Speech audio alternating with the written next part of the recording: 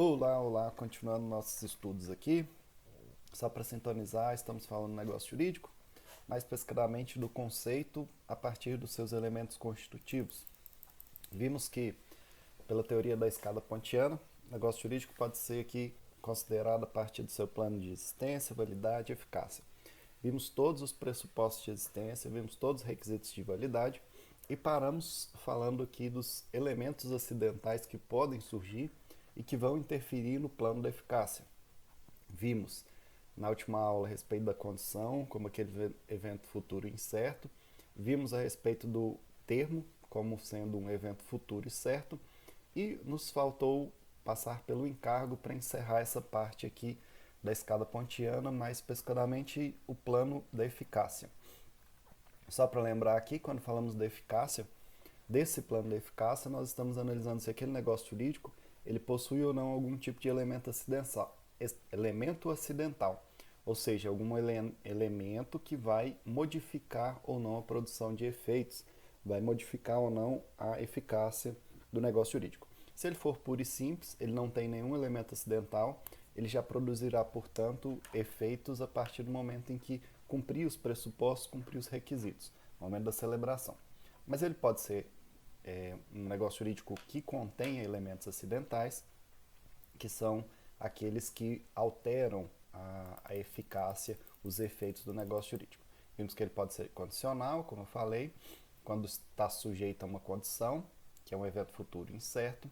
Vimos que ele pode ser também um negócio jurídico sujeito a termo, que é aquele evento futuro, mas certo. Geralmente são situações aí que envolvem um tempo, que foi o que nós estudamos na última aula. E aí hoje a gente chega na parte do negócio jurídico sujeito ao encargo, ou também conhecido como negócio jurídico modal. O que é isso? O negócio jurídico sujeito ao encargo é aquele que, primeiro, necessariamente ele será benéfico, ou seja, ele só tem para uma parte benefício, para outra parte um certo sacrifício patrimonial. E, além disso, possui uma cláusula que através da qual impõe-se uma obrigação, por isso encargo, ao beneficiário. Então vamos entender. Existem alguns negócios jurídicos que se qualificam como benéficos. Por quê? Porque só uma parte se beneficia e só uma parte sofre algum tipo de não prejuízo, mas tem um certo, qual seria a expressão certa aqui? Então, um certo sacrifício, especialmente patrimonial. O exemplo mais clássico de negócio jurídico benéfico é a doação. Por quê? Porque enquanto o sujeito que doa ele está tendo aquele custo da doação, ele está arcando com aquela questão patrimonial, o sujeito que está recebendo a doação ele só tem os benefícios, ele só recebe os privilégios ali. Beleza, então esse seria um exemplo clássico de negócio jurídico benéfico. Inclusive é o comum ao se analisar um negócio jurídico com encargo, um negócio jurídico modal. Por quê? É possível, nesse tipo de negócio jurídico, vamos pensar aqui no contrato de doação, que se impõe uma cláusula obrigando aquele que é o donatário, aquele que recebe a doação, a cumprir uma certa obrigação. Ou seja, essa doação ela passa a ser uma doação com encargo, ou seja, uma doação que se sujeita a um certo encargo, se sujeita a um certo tipo de obrigação ali no negócio jurídico. Exemplo, portanto, muito mencionado pela doutrina, quando o sujeito doa um lote, mas doa o lote para que seja ali construído um abrigo de idosos. Veja que o que a gente pode pensar aqui. Esse é um negócio jurídico sujeito ao encargo. Por quê? Porque a doação ela veio acompanhada de uma obrigação. O que é importante a gente destacar aqui? O sujeito recebe o imóvel, ele recebe o lote aqui no meu exemplo. Então veja, o negócio jurídico, em tese, ele já cumpre todos os seus requisitos, ele já está dentro dos pressupostos, ele já cumpriu todos os requisitos e ainda assim ele passa a produzir os seus efeitos, todos os seus efeitos. Só que esses efeitos ainda ficam sujeitos a um certo encargo. E aí eu já avanço, porque existe um ponto importante aqui da gente destacar. Qual é o ponto? Coloquei aqui até como um cuidado. O negócio jurídico com encargo, ele não suspende nem o exercício, nem a aquisição do direito. E aí vamos voltar aqui para entender isso de forma bem compreendida, né? Vimos lá atrás que existe uma diferença sutil aqui quando você fala em termo e condição no que se refere à suspensão ou aquisição de direitos e de exercício daquele direito ali. Vejamos, primeiro, o termo inicial, como está lá no artigo 131, ele suspende o exercício daquele negócio jurídico ali, mas não a aquisição daquele direito que é reconhecido.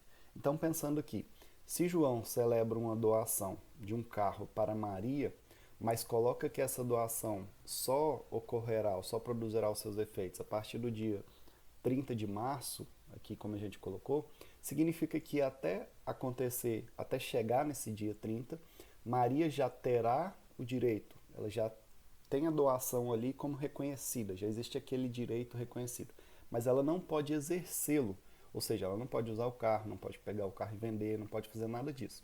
O exercício daquele direito ele ainda está suspenso até que o termo inicial aconteça, mas já há aquisição do direito, porque a gente sabe o termo ele é um evento futuro mais certo, como eu destaquei aqui. Beleza. Raciocínio diferente ocorre na condição, porque como a condição é um evento incerto, pode ser que ela nunca aconteça. No meu exemplo aqui, João celebra um negócio jurídico doando carro para Maria, mesmo exemplo, só que esse negócio jurídico, essa doação, fica sujeita a uma condição suspensiva. Ou seja, Maria só vai receber esse carro, ela só vai ter essa doação produzindo efeitos se, veja, tão somente se ela conseguir aprovação na OAB. Veja, portanto, que, de acordo com o próprio Código Civil, os negócios jurídicos que têm uma condição suspensiva, eles não produzem os seus efeitos sequer para o exercício, sequer para a aquisição do direito. Insisto, porque pode ser que aquele direito não seja reconhecido. O evento futuro, ele é incerto. Quando a gente pula para o encargo, o que eu estou falando para vocês aqui é que ele não suspende nem o exercício, não suspende nem a aquisição. Ou seja, um negócio jurídico sujeito ao encargo, ele já é um negócio jurídico que reconhece o direito e já reconhece também o exercício. No meu exemplo aqui, se fosse João doando um lote para Maria, para seguir aqui os meus personagens, só que para que ele seja construído um abrigo, Maria pode muito bem fazer o que ela quiser daquele lote. Veja, o negócio jurídico está sujeito a um encargo. Só que o encargo ele não suspende nem a aquisição, o lote já será de Maria, nem o exercício. Maria pode fazer o que ela quiser com aquele lote.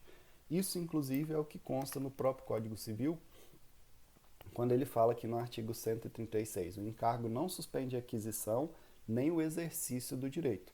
E aí o próprio código ele faz a ressalva, salvo quando expressamente imposto no negócio como uma condição suspensiva.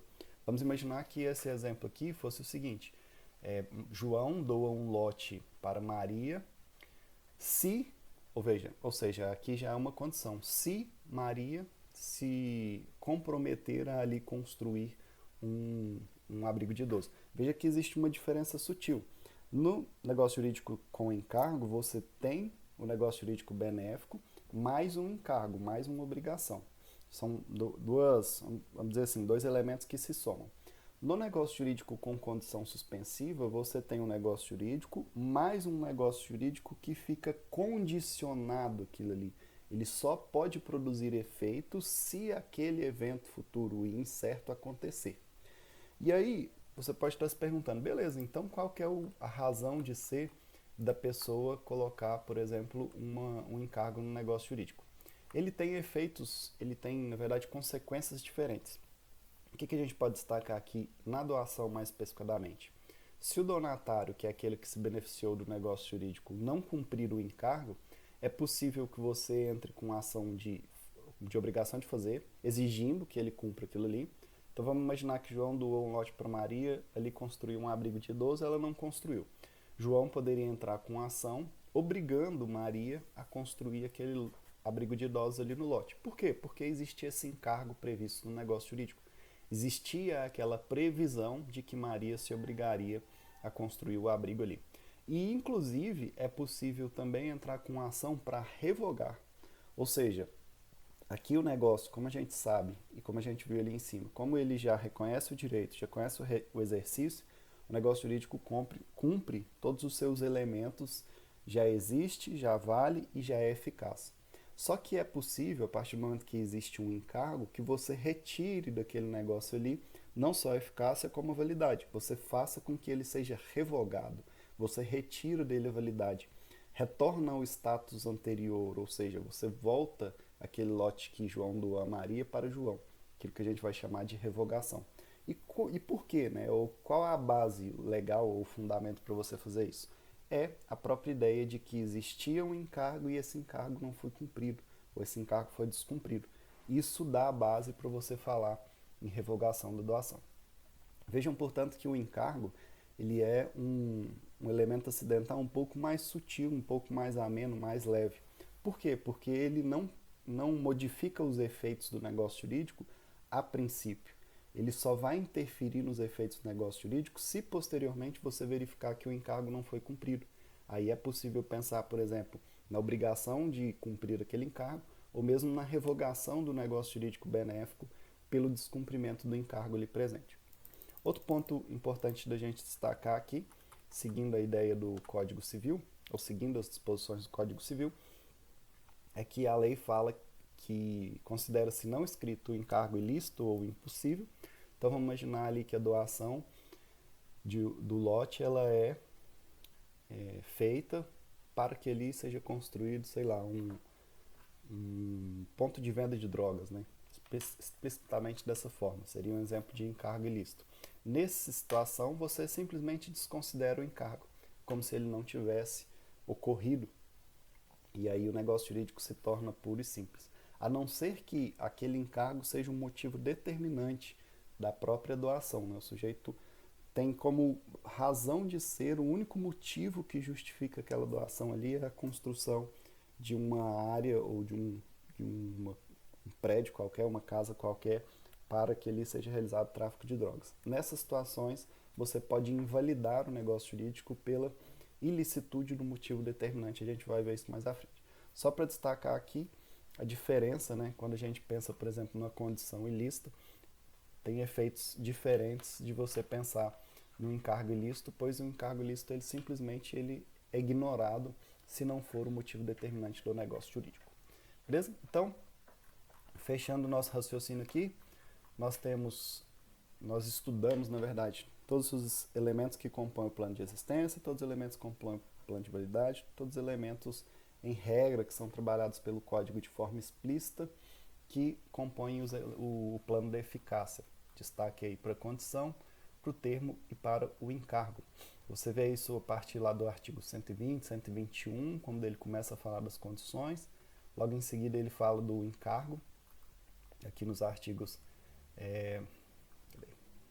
nos artigos 130, 131, e logo em seguida ele fala do encargo no finalzinho do termo, perdão, lá no 131 para frente, e aí você vê o encargo sendo o último elemento acidental trabalhado no plano de eficácia pelo Código Civil. Beleza?